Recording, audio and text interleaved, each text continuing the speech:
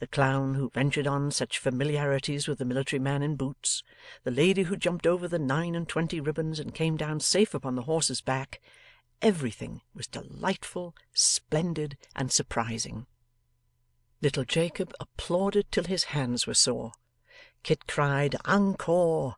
at the end of everything, the 3-act piece included, and Barbara's mother beat her umbrella on the floor in her ecstasies until it was nearly worn down to the gingham.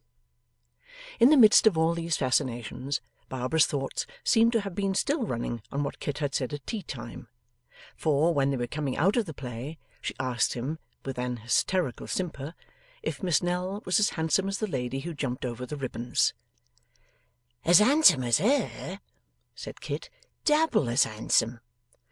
"Oh, Christopher, I'm sure she was the beautifullest creature ever was," said Barbara. "Nonsense," returned Kit. "She was well enough, I don't deny that. But think how she was dressed and painted, and what a difference that made. Why, you are a good deal better looking than her, Barbara." "Oh, Christopher," said Barbara, looking down. "You are, any day," said Kit. "And so's your mother." Poor Barbara!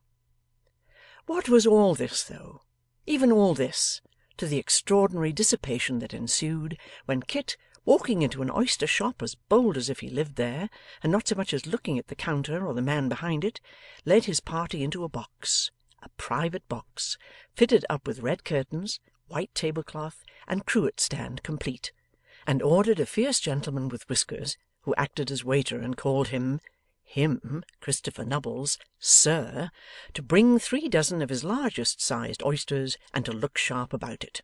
Yes, Kit told this gentleman to look sharp, and he not only said he would look sharp, but he actually did, and presently came running back with the newest loaves, and the freshest butter, and the largest oysters ever seen. Then said Kit to this gentleman, "A pot of beer?" Just so.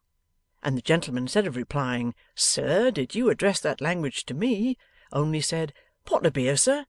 "Yes, sir," and went off and fetched it, and put it on the table in a small decanter stand, like those which blind men's dogs carry about the streets in their mouths, to catch the halfpence in.